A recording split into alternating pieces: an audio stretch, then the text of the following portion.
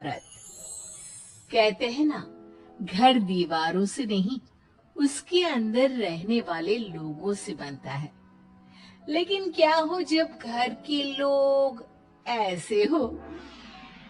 सारा दिन खाती रहती हो, सोती रहती हो, कोई काम नहीं है तुम्हारे पास। ऊपर से बहू के आ जाने के बाद तो तुम और निकम्मी हो गई हो। दिखावे के लिए हाथ में माला पकड़ ली है, बाकी कोई काम नहीं करती। अरे कैसी बात कर रहे हैं? अब तो बहू आ गई है, अब तो मेरी बेइज्जती करना बंद कर दीजिए। जैसे तैसे मेरी तो जिंदगी कट गई, गालियां खा खा कर। अरे उस बेचारी को तो छोड़ दीजिए। तभी बेटे के जोर जोर से चिल्लाने की आवाज आती है। कहा था ना तुमसे रिजाइन कर दो, क्यों नहीं किया? और ये पर्स लटका कर कहाँ निकली? चलो कमरे में, काम करो घर का। बहू बेटे की लड़ाई सुनकर सास ससुर बाहर आ जाते हैं। सामने खड़ी होती है नई नवेली बहू रीमा। देख लीजिए माँ जी, शादी से पहले तो मेरे माँ पापा के सामने कहा था कि शादी के बाद नौकरी करने देंगे, लेकिन अब क्या कह रहे हैं? तो तुम माँ जी को क्यों बोल रही है बहू? तब उसका मन रहा होगा, अब नहीं है। पर पिताजी, उसके मन से मेरा करियर तो नहीं चल सकता ना। ससुर को बहू की बात पर गुस्सा आ जाता है। वो बेटी की तरफ देखता है। पापा से जबान लड़ाती है, रुक। ये बोलकर वो पत्नी को खींचकर कमरे में ले जाता है और बंद कर देता है। ये सब देखकर सास दुखी हो जाती है। पति के जाने के बाद सास बेटी से कहती है। देख बेटा, अब जमाना कुछ और है। तेरे पिता ने घर में औरतों की कद्र नहीं की, लेकिन तू ऐसा ना बन। शहर की समझदार पढ़ी लिखी लड़की से शादी की है तूने, उसका ख्याल रखा कर, तमीज से पेश आया कर। जा, बहू को कमरे से बाहर ले आ। लेकिन बेटा नहीं मानता और बहू कमरे में सारा दिन बंद रहती है। शाम को बेटा बाहर जाता है कि सास चाय और बिस्कुट लेकर बहू के कमरे में जाती है। बहू बेटा, ये ले, चाय पी ले। रो रो कर कैसी शक्ल बना ली है बेटा। माँ जी, ये कैसे लोग हैं? आप कैसे मैनेज कर रही हैं? ऐसे थोड़ी ना होता है माँ जी। घर की औरतों को तो पिताजी और ये इंसान समझते ही नहीं। क्या करूं बेटा, मैंने तो जैसे तैसे सह लिया, लेकिन तू ना सहना। दोनों बात कर ही रहे थे कि ससुर आ जाते हैं। अच्छा, तो बहू को भड़का रही हो? बहुत दिन हो गए मार खाए, अब क्या बहू के सामने खाओगे? जाओ यहाँ से। और जरूरत नहीं है ज्यादा इस लड़की को सर पर चढ़ाने की, समझी? बहू को ससुर की बात पर गुस्सा आ जाता है, लेकिन वो कुछ नहीं कहती। आए दिन बहू देखती है कि कैसे उसकी सास और उसके साथ उसका ससुर और पति गंदा व्यवहार करते हैं। फिर एक दिन, ये क्या बनाया है? खाना बनाना नहीं आता क्या? ये बोलकर वो खाने की भरी सारी थाली फेंक देता है। अरे बेटा, कोई बात नहीं, शांत हो जा, मैं अभी बाहर से कुछ मंगवा देता हूँ। हाँ पापा, ऑर्डर करिए। ऐसे खाने से तो पेट भरने से रहा। वैसे खाना तुमको बनाना आता नहीं और बाहर जाकर नौकरी करना चाहती हो। अरे तुम जैसे को तो पूछते भी नहीं है बाहर। बहू को पति की बात पर गुस्सा आता है, तभी सास बोल पड़ती है। तेरे से ज्यादा पढ़ी लिखी है, वो तो तूने इसे कहा था कि तू नौकरी करने देगा तो तुझसे शादी कर ली, वरना ना ही करवाते इसके माँ बाप तुझसे शादी इसकी। और कमाती भी ये तेरे जितना ही है बेटा। बहू हैरान रह जाती है कि जो सास खुद के लिए एक बार भी खड़ी नहीं हुई, वो उसके लिए बेटे को भी भला बुरा सुना रही है। उसकी नजर में सास की इज्जत और बढ़ जाती है। उस सास को देखकर ये सब सोच ही रही थी कि उसके कान में एक जोर से चाटे की आवाज आती है। किसको किसको मार पड़ी?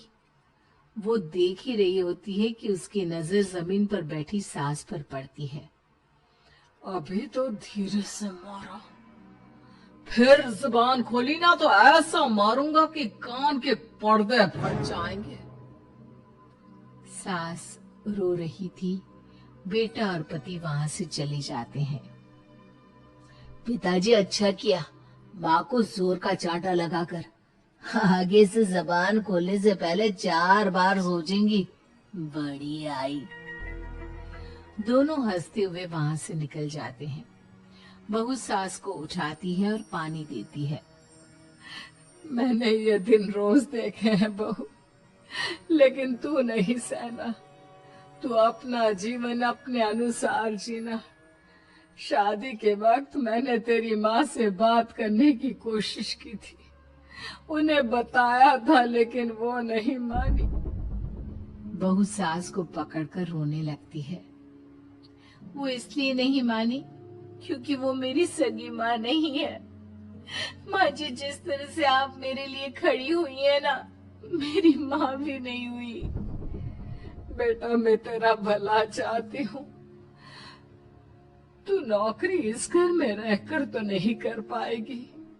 एक काम कर, इस घर से चली जा, पैसे कमा और खुश रह। माँ जी, हो सकता है कल तक मैं आपके इस फैसले को मान जाती, लेकिन आज नहीं। माँ जी, आप यहाँ इस नर्क को झेले और मैं आपको छोड़कर चली जाऊं? नहीं, कभी नहीं। अगले रोज, सुनिए, वो क्या है ना, मुझे कुछ कपड़े और गहनों की जरूरत है, तो जरा पैसे दीजिए ना। अब आप घर के मर्द हो तो पैसे तो आपसे ही मांगूंगी ना। बुरा तो नहीं लग रहा ना आपको?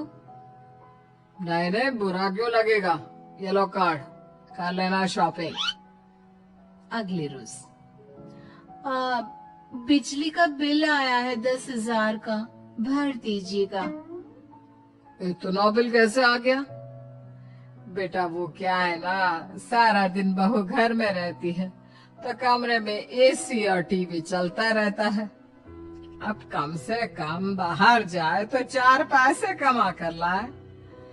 लेकिन हम लोगों को थोड़ी ना औरत की कमाई खानी है, वो तो मर्द ही करता है ना। पति पर्स देखता है और फिर हाँ माँ, ठीक बोल रही हो। खैर चलता हूँ, ऑफिस का वक्त हो गया है। पति ऑफिस से पिता को फोन करता है। पापा, घर के खर्चे तो बढ़ते ही जा रहे हैं, ऊपर से महंगाई आप देख रहे हैं। मैं सोच रहा हूँ क्यों ना मीना को नौकरी के लिए हाँ कर दूं, 4 पैसे ही लाएगी ना घर में। वो तो तू ठीक बोल रहा है, लेकिन ये औरत की जात, कल को 4 पैसे कमाने लगे तो यह नहीं कि सर पर चढ़कर नाचे। हाँ पिताजी, बात तो सही है। वो तो आप है जो माँ को मुट्ठी में रखा है, वरना मेरी वाली तो। खैर, सोचते इस बारे में। शाम को पूरा परिवार साथ बैठा होता है। वो कल पनीर की सब्जी बनानी है तो थोड़े पैसे देकर जाना। और हाँ, कीर्तन भी रखा है संडे को, उसके लिए सामान की लिस्ट बना दी है, ले आना। पापा को दे दो, वो ले आएंगे। अरे पापा कहाँ से ले आएंगे, मेरे पास नहीं है पैसे वैसे। लो, पैसे ही नहीं है? मेरे पापा की जेब तो हमेशा नोटों से भरी रहती है। बेटा, लक्ष्मी को जो पूजता है ना, उसके पास लक्ष्मी रहती है। जो घर की औरतों को मारे पीटे, वो भला कैसे लक्ष्मी का लाभ ले सकता है? वाह वाह, क्या बात है, तो जबान खुल रही है तुम्हारी। लगता है भूल गई पुरानी मार और डांट, क्या?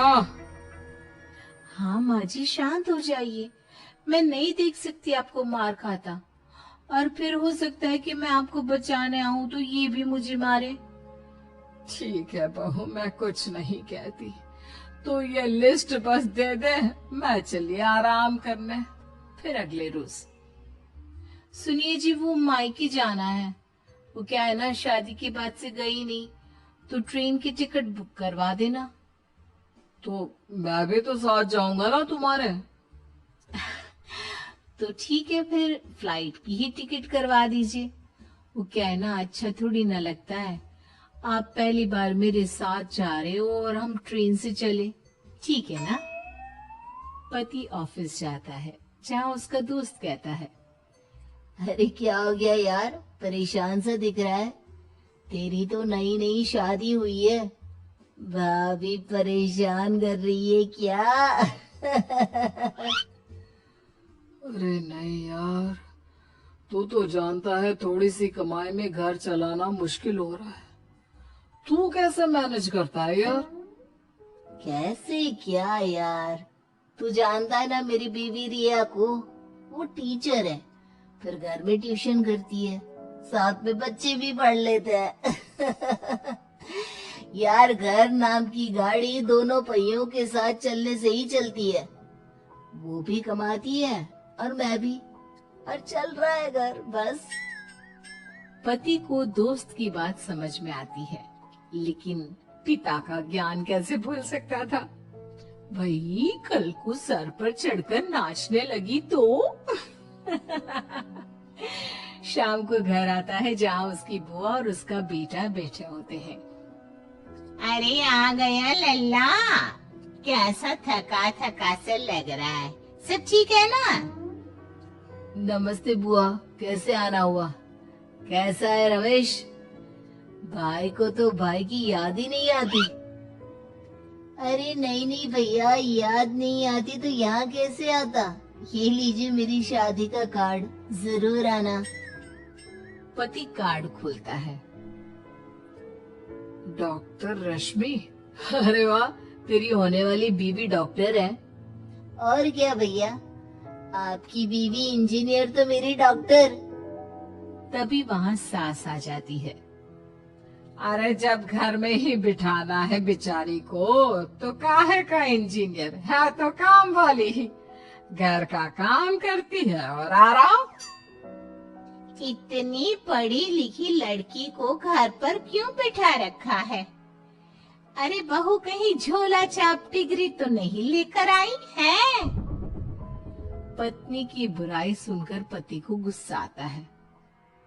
नहीं बुआ, यूनिवर्सिटी टॉपर है मेरी मीना, और आप बड़ी कंपनी में काम भी करती है। बस शादी के बाद कुछ महीनों की छुट्टी ली थी, अगले हफ्ते से ऑफिस शुरू हो जाएगा। क्यों मीना? तभी ससुर आ जाते हैं। हाँ, लेकिन फिर घर का काम कैसे होगा, और पैसे कमाने लगेगी तो सर पर। पिता की बात पूरी नहीं हुई कि बेटा, सर पर चढ़ने का हक है उसका पापा, पत्नी है वो मेरी, यानी मेरे घर की रानी, और रानियां तो सर का ताज होती है। क्यों मीना? मीना पति की बात सुनकर शर्मा जाती है।